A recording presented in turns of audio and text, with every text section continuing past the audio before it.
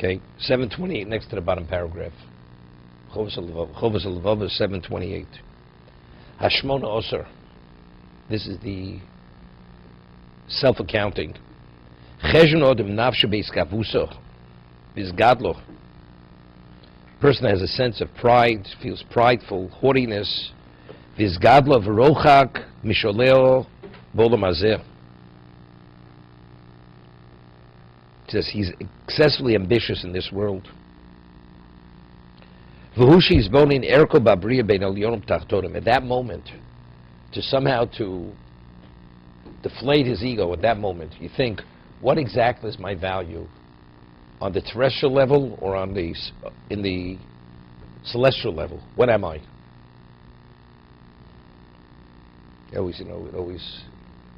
The first time I heard about they sent up the Hubble telescope. So they said they saw on the telescope that 1 million miles of space dust. This is space dust. That's what came back. This is dust.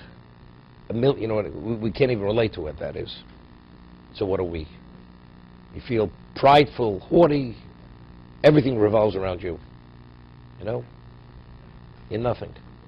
So if a person thinks about himself on the terrestrial level, the celestial level, what am I? And if you understand how meaningless you are and how unimportant you are among the creations of God, a person goes to Alaska, meets a grizzly bear. When it stands on its hind legs, it's like about 18 feet tall. And it's coming after you. What do you think about? Do you know how many deals I did? It's around how many deals he did. Okay?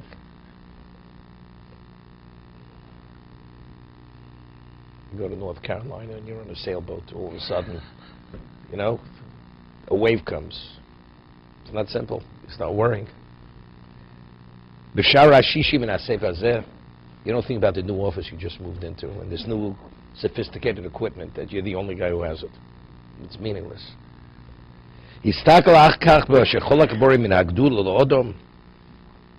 Then you think about the special status that God gave the human being. He uses the term dignity. It's not called dignity. Gedula is not dignity. It's greatness. Dignity would say a person, he maintains himself in a more refined manner, whether it's cleanliness or many things. Man dominates existence, whether it's the animal life or vegetation or whatever it exists.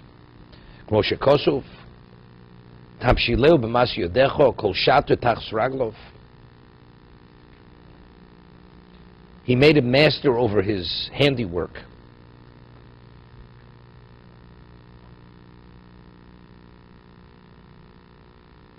They're all under his feet.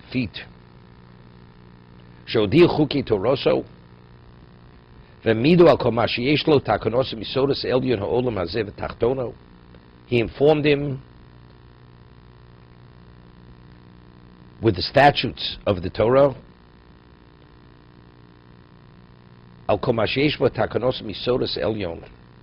regarding how to perfect things with the secrets, the heavenly secrets regarding this world and what's beneath this world. And he elevated his status by giving the ability to praise and give thanks to his Creator.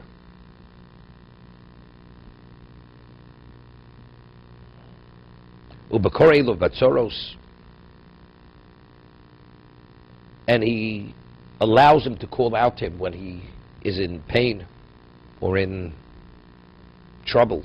And Hashem, God, responds to him when he's in Mitzuka. He's pressed.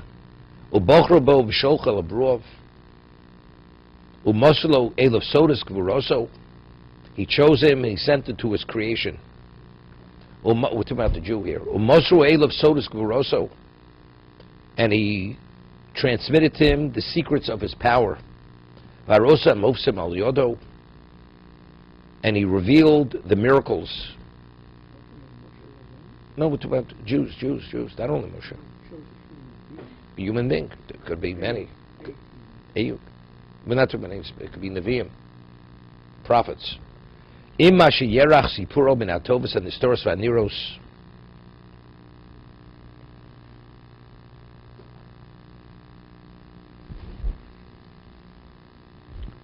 Hagufios haruchonis hakolos v'yichodos chesed v'tov aleinu.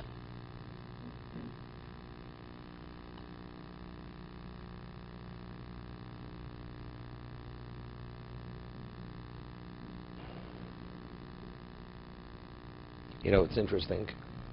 A person has an employee, and he pays him a very substantial salary, gives him power. After all, sometimes the employee believes he has as much to say as the employer, although he doesn't own the company. You know, a person is given a gift, even more than that, by a certain benefactor, and the gift is very substantial. He starts behaving arrogantly. If he really doesn't understand where it all comes from. Now he's independent. The benefactor cannot retract it, cannot take it away from him. I have as much to say here as you do. What happened with Lot and Avram Avinu? Right? We just pointed it out. In Hebrew, the two words, ito, imo. Right? When Lot went to Egypt with Avram Avinu, he was ito. When he came, no, they both mean the same thing. When he came back emo. S is always an adjunct. Emo means equal. Lot came back wealthy when he came back from Egypt. When he went to Egypt, he was Avram's nephew, who was an orphan who had nothing. Avram was his caretaker. When he came back independently wealthy. Now where I'm emo. I see myself as your equal. So what happens when they get back to Canaan? His shepherds are shepherding in someone else's. Avram said, but it's not. He said, look, I'll do what I want. You don't tell me what to do. I have a mind of my own. I'm independent of you. But you realize whatever you have is only because of me. Doesn't make a difference. If you can't take it away from me, I have as much to say as you do. So I'm saying, God gave you this and this and that. Therefore, this is all humbling. He gave you. He calls to you. You know. But when the person doesn't have the tzara, also when he has the tzara, also he shows up in shul. When he has the problem. Otherwise, he has no time for God. Too busy. Don't have a minute to open a book. Can't have me in the office at 5 in the morning. You know, this and that. But what about when, God forbid, he has a problem? All of a sudden, he has time to go to the doctor. Or maybe he wants to go speak to the rabbi what he should do. What happened to you, all your busyness? It's not simple. Of course, where does it emanate from? It's arrogance. It's all arrogance. Because simultaneously we believe we're makers of our own fate. Of course, he could have prevented it, but factually, I also have some input in it. If I would have sat home, done nothing, would have it happened? If I wouldn't have been educated as I was, would have it happened? If I would have the IQ or the initiative and the personality, would have it happened? Okay? This all plays simultaneously. And when it plays simultaneously, then all of a sudden the ego is inflated. And you feel you have a right to do what you want to do. And ultimately, what does it lead to?